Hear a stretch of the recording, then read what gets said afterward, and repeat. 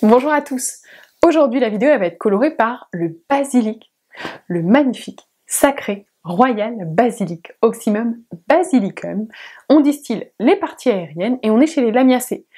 Lamiacées, vous connaissez déjà romarin, le thym, la lavande, ces belles plantes aromatiques en fait qu'on aime bien utiliser et d'ailleurs qu'on a beaucoup dans le sud, c'est de la même famille. Basilicon, ça veut dire royal. Ça vous donne déjà une belle indication sur le basilic, qui effectivement est une magnifique plante sacrée. Le basilic, en fait, il a, selon les traditions, été associé à l'amour, mais aussi à la mort. Et cette dualité, on la retrouve dans le fait qu'il ait été l'objet à la fois de bénédiction et de malédiction.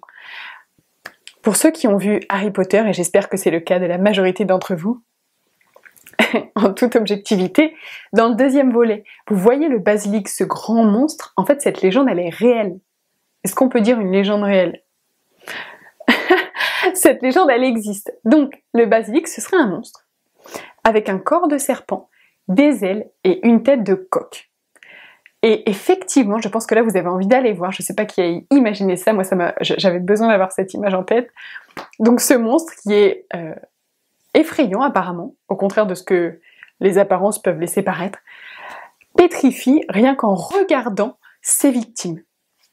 C'est aussi un monstre qui empoisonne, enfin bref. Ça, c'est pour le basilic. Autre chose, on a aussi longtemps considéré qu'il était sale, et là je parle vraiment de la plante, parce que il provenait des menstruations féminines.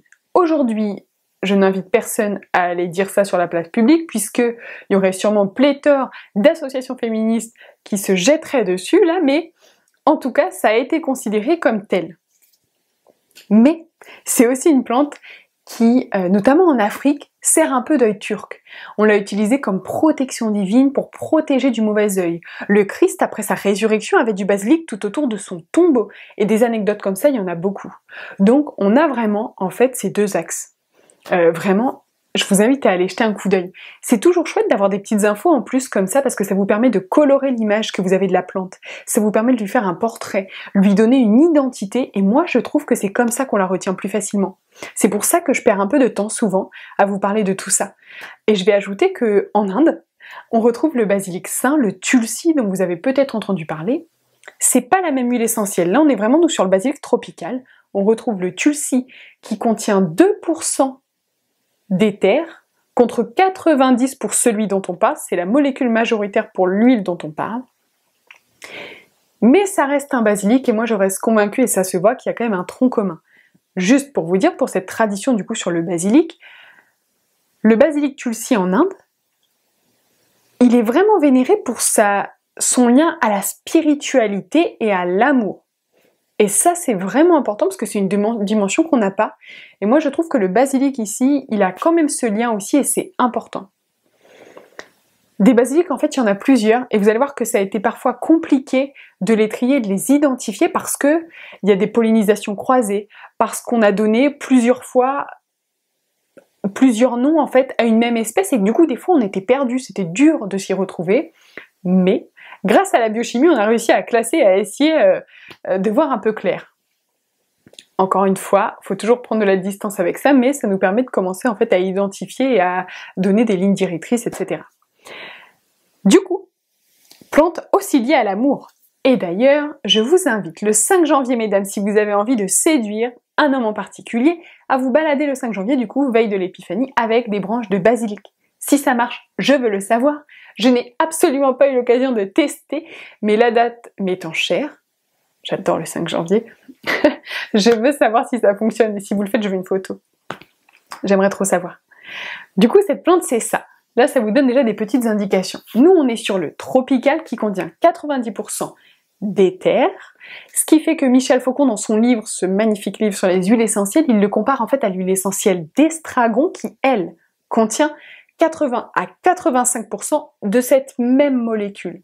Et d'ailleurs, il parle beaucoup de ce triptyque, de ce trio, l'huile essentielle de coriandre, d'estragon et de basilic tropical qui fonctionnent bien entre elles. Quand je dis beaucoup, il y a un schéma dans le livre, donc j'abuse un petit peu. C'est la proximité avec Marseille qui me fait exagérer tout. Le basilic, moi je l'aime parce que je trouve qu'il va libérer des ruminations, de ce fonctionnement dans lequel on est quand on a peur, dans lequel on se met et quand on commence à ressasser, quand le mental prend trop de place et que la digestion du coup pêche. C'est exactement ça. Il va venir libérer de ça, de ces chaînes qu'on se met, de l'œsophage à l'estomac, au foie, aux intestins. Il va vraiment venir dénouer tout ce qui a vraiment été prisonnier de ses peurs. C'est comme ça que j'ai envie de le décrire. C'est vraiment comme ça. C'est une plante digestive. D'ailleurs, vraiment en aromate, c'est une plante qui réchauffe la digestion. Et là, l'huile essentielle, elle est digestive, notamment parce qu'elle va justement déspasmer et libérer le tube digestif. En enlevant ces spasmes, ça va du coup faciliter la digestion, mais pour que vous puissiez y voir plus clair, je pense vraiment à ces problèmes de ballonnement. Pour travailler à l'herboristerie, je peux vous assurer qu'au moins une personne sur deux qui regarde cette vidéo, voire plus, est concernée. Pour les ballonnements, pour les hoquets, elle est magnifique. En plus, c'est une très belle huile du plexus solaire, donc en fait, elle s'y prête parfaitement. Nausées, mal des transports, tout ça, ça va être soulagé par le basilic. Grâce à ce côté antispasme digestif. À côté de ça, quand vous avez vos règles, mesdames, et que c'est compliqué, elle va décongestionner et déspasmer. Et en ça, elle est très efficace. Et d'ailleurs, je crois que c'est probablement la première à laquelle on pense souvent, parce qu'elle fonctionne très bien. Moi, j'aime bien l'estragon aussi quand même, mais elle fonctionne bien, le basilic fonctionne vraiment bien. Et c'est une plante qui a aussi un côté anti-inflammatoire antalgique. Michel Faucon, il nous explique dans son livre que, effectivement, avec toute l'expérience clinique qu'on a, on peut confirmer cet aspect-là, mais dans tous les cas, plusieurs auteurs, en fait, sont d'accord sur le fait qu'elle accompagne la polyarthrite rhumatoïde.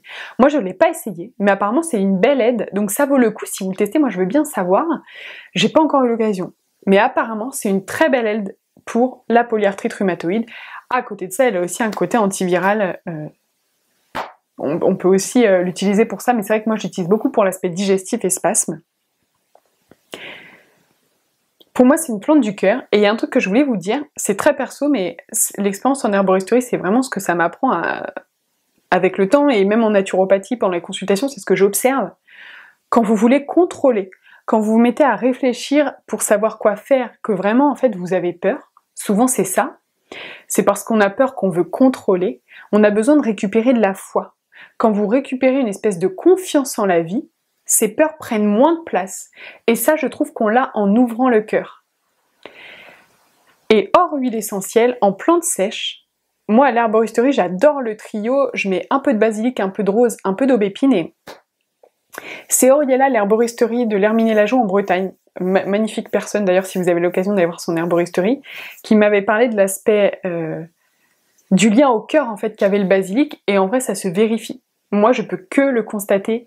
Quand vous êtes vraiment comme ça, pris dans vos pensées, prisonnier, que c'est compliqué, lui, il va venir ouvrir. Et cette huile, je pense qu'elle fait également ça. En olfaction, on l'a fait à l'herboristerie il y a quelques semaines. Et en fait, moi, j'ai l'impression vraiment d'avoir une porte s'ouvrir et lâcher comme un verrou qui lâchait au niveau du plexus solaire. Et après, tout vraiment se déspasmer. C'était assez agréable, mais elle est liée au cœur. Vraiment.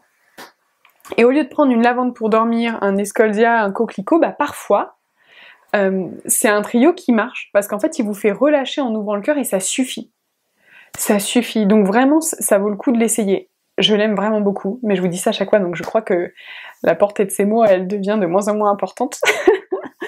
Mais vraiment, pour moi, le basilic, c'est ça. C'est celui qui libère, qui déverrouille. Moi, j'ai un peu cette image d'un ballon de baudruche. Pouf, il vient le percer et là tout se relâche, c'est vraiment ça.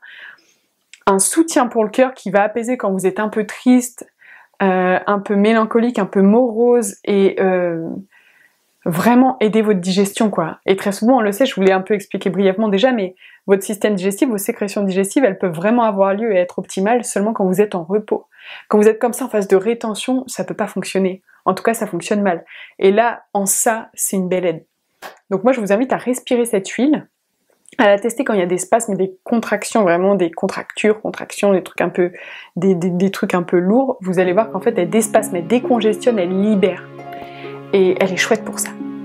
J'espère que j'ai rien oublié, probablement que si, mais c'est pas grave. Je vous dis à très vite pour une nouvelle huile. Si vous avez des idées ou des envies, faites-m'en part et je travaillerai dessus pour vous. Allez, à bientôt!